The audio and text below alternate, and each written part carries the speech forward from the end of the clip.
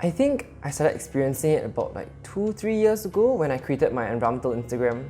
It would have been when the topic of climate change started to appear more on my social media and I started to learn more about it. I think it started when I was following the coverage of the 2019 and 2020 Australian bushfires. I think I started to become maybe a little bit more cautious and more concerned about how, specifically how my actions were affecting the climate. And the amount of information coming in was just a lot about environmental news.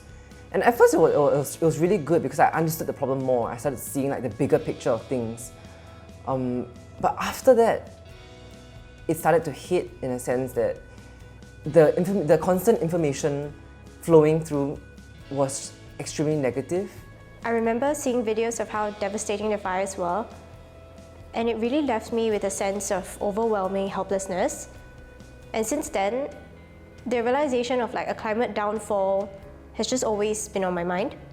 And my outlook on the environment as a whole became really, really exhausting. I think that's where the anxiety started coming in as well.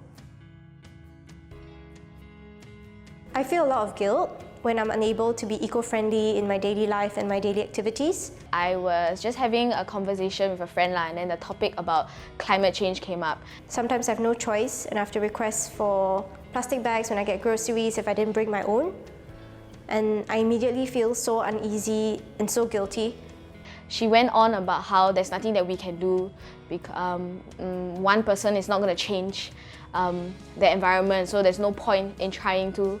And I think that really I think upset me and made me quite angry because I felt like we also have a responsibility lah. And if there were so many more people that had that same mindset as her, that was following her thinking, I think then how I imagined it, it was just like all contributing to like polluting the earth.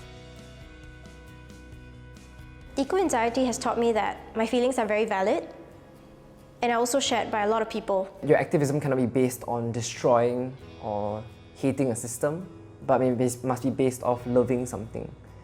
So for me, it was always about loving the planet, loving the animals, loving nature as a whole. It's a shared problem by a lot of people and for future generations as well. So I think it makes sense that the solution should also be shared. It's so much bigger than you, and you realize that you cannot do this individually. And you have to do it as a community, as people who want the better for our planet.